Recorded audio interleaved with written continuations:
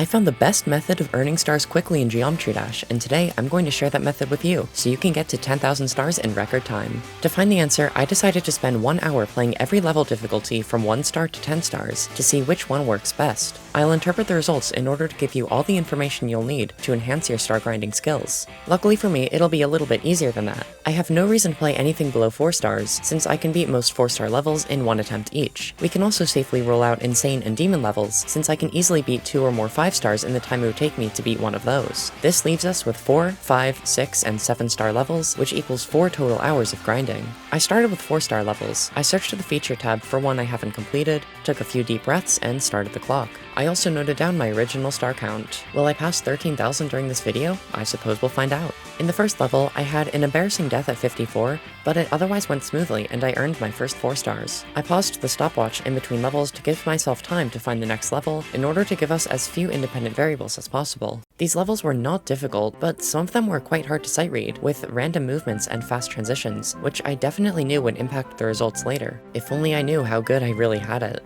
I quickly got into a groove, and soon I wasn't dying to anything. I checked my star count partway through, and things were looking good. I was also finding some really cool levels, something I definitely did not expect. But unfortunately, I also noticed very quickly that a lot of these 4 stars really should be 5 or even 6 stars, with hard timings and fast gameplay. I couldn't stop wondering what RobTop was on when he was rating these. I also made a decision for my own sanity to add the speedrun strat. If a level was too hard to sight read and I was having trouble beating it quickly, I would abandon that level in favor of something else. This does waste precious time, but it would waste more time dying over and over to 98%. Our goal is productivity, not accountability. As for coins, I only picked them up when they were super easy. I love coins, they make me feel good, but I don't need them, and I definitely don't need them messing up the results of this highly scientific experiment. I won't let them interfere with my mission. Somewhere around the 40-minute mark, I hit 13,000 stars, which was pretty cool. Maybe I could use them to bribe RobTop into giving me a tour of his farm. I want to meet that horse that kicked him in the groin. At the end of the hour, I stopped the timer with a sigh of relief. I now had 13,060 stars, having beaten 36 levels. This means that my efficiency with 4-star levels was 144 stars per hour. That's honestly way better than I expected, and I'm really curious to see how that will change with 5 stars. If you're curious too, hit that subscribe button. Alright, let's find out.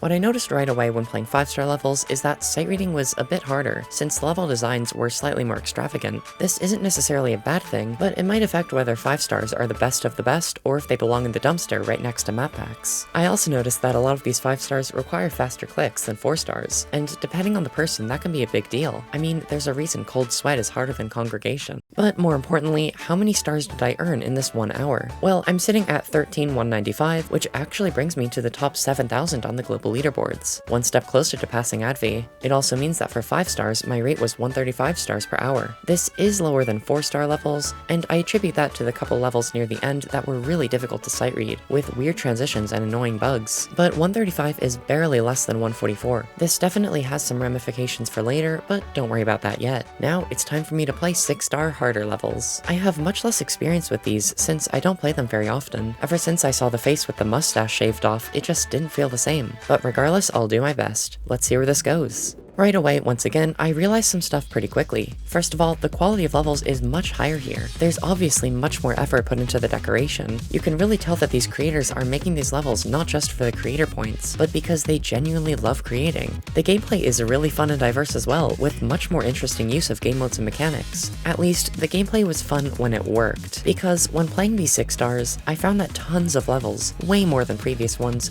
were completely unreadable. I kept dying to bugs, bad transitions, and obstacles I didn't even know were there. It felt like the paths were trying to trick me, leading me into back alleys to mug me for all the stars I had. It wasn't a skill issue, it was an issue of communication. I was good enough to do these timings, but the levels didn't make it clear what the timings were. So was the extra star per level worth it, or did the extra deaths take it all away? Well, at the end of this hour, I had 13,285 stars, which means that my rate was only 90 per hour. This is a much smaller number than before, which means that 6-star levels, at least for me, are not very efficient. I don't think it'll get better with 7 stars, but who knows? 7 is a lucky number after all. The stopwatch is reset, my belly is full of gummy worms, and let's go. Right away, things went downhill fast. I spent nearly 4 minutes on the first level, and after 15 fruitless attempts decided that it wasn't worth it. So I tried some other levels. I beat my first 7-star of the session and looked at the clock. 10 minutes in already. The time is slipping by way too fast. Before long though, I started to get into the flow of things, managing to beat multiple levels back to back. I was still quitting out of a lot of them though, mostly when they were just too difficult to sight read. It was becoming quite obvious that this was going to be the worst hour by far, but I wanted to push through for the sake of science. So how did things go? Well, it isn't looking too good. We only got 70 stars this time around, much worse than before. The levels were cool, sure, but we're really getting to the point where the extra difficulty is getting in the way of efficiency. There's a curve of the best levels to play for our time, and we are falling off the right edge. So now that we have all our data, what conclusions can we draw from these star counts? First, I think it's just a good idea in general to play more levels. These are awesome, and I found a whole list of levels I really enjoyed. But as much as I'd love to go on about the artistic integrity of this game, I know that this isn't why you clicked on the video, so I'll just get to the juicy bits. What is the best method to earn stars as quickly and efficiently as possible in Geometry Dash? After hours of experimentation, I found the answer. Don't grind auto levels, don't grind demons, and don't play levels that take you 10 to 20 attempts each, because the extra couple stars they award you is just not worth the extra time. Instead, you should be playing the hardest difficulty that you can consistently complete in just 1 or 2 attempts, because even though they net you fewer stars per level than anything harder, you're completing them fast enough that this just isn't an issue. Incorporate this into your playing, and you'll climb those global leaderboards in no time, with every achievement and icon you could dream of. Go subscribe to my channel, you're amazing, and I'll see you next time.